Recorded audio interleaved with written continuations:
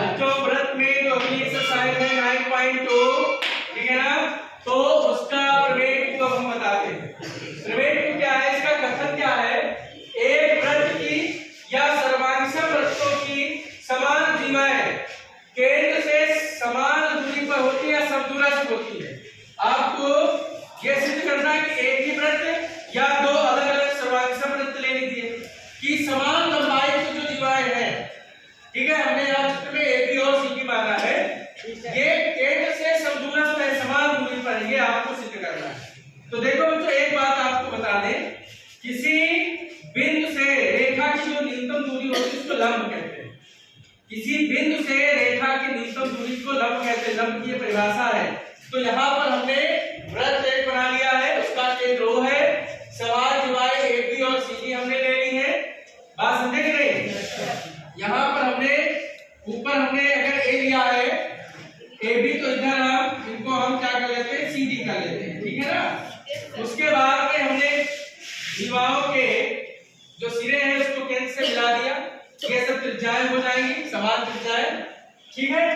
तो अब हम यहाँ पर हमने जो दिया था वो नोट कर लिया है, आप सभी लोग इसको नोट कर लेंगे, ठीक है ना। उसके बाद में सिद्ध करना है, क्या सिद्ध करना है कि जो बराबर जीवाएं केंद्र से समान दूरी पर है, आपको OP बराबर OQ सिद्ध करना है। फिर रचना में मैंने लिखा है, क्या लिखा है कि जीवाओं को सिरों को हमने केंद्र से मिला दिया और केंद्र से जीवा AB पर लंब OP है, केंद्र O से जीवा CG पर लंब OQ। इसकी बात समझ में आ गई।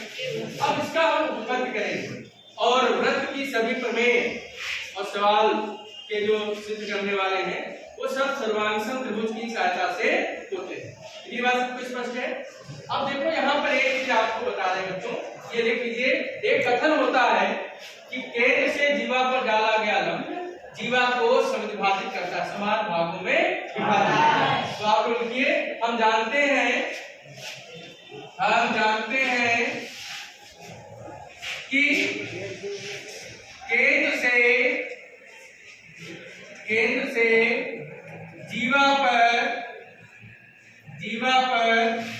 डाला गया लंब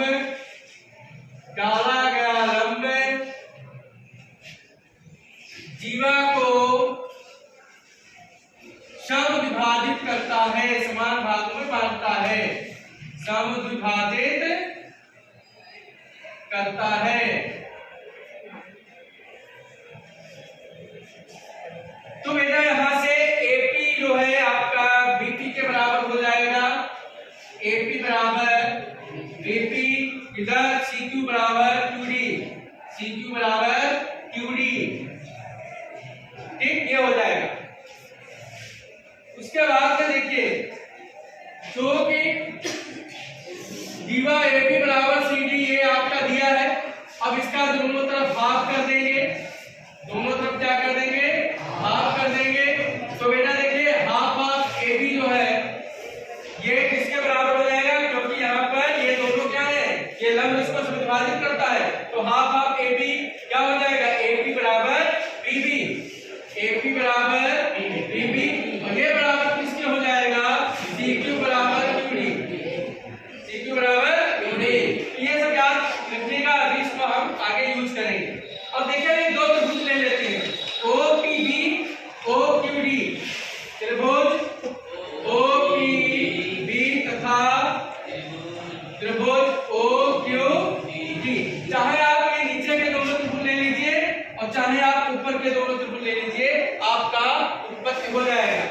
इसमें आप देखिए, ये कोण 90 अंश का है दोनों, जो कि ये लंब है दिया है समान दूरी पर, OPB कोण OPB बराबर कोण OQD, प्रत्येक 90 अंश, कारण जरूर लिखेंगे, प्रत्येक 90 अंश, ब्रैकेट में बच्चों कारण जरूर लिखेंगे। उसके बाद में 90 अंश के सामने की भुजा कर्ण होती है, OB बराबर OD, ये बेटा त्रिज्याएं हैं एक ही वृत्त की, ये आपका कर्ण है, ये क्या है, कर्ण है। उसके बाद में PB बराबर QD,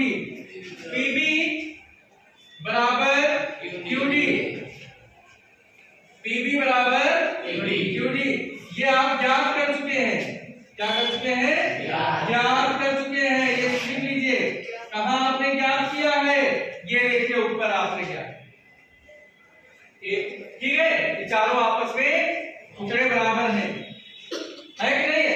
तो यहाँ पर देखिए ये right angle hypotenuse side RHS सर्वांग समता समकोण कर्ण भुजा सर्वांग समता से आरएचएस सर्वांग समता से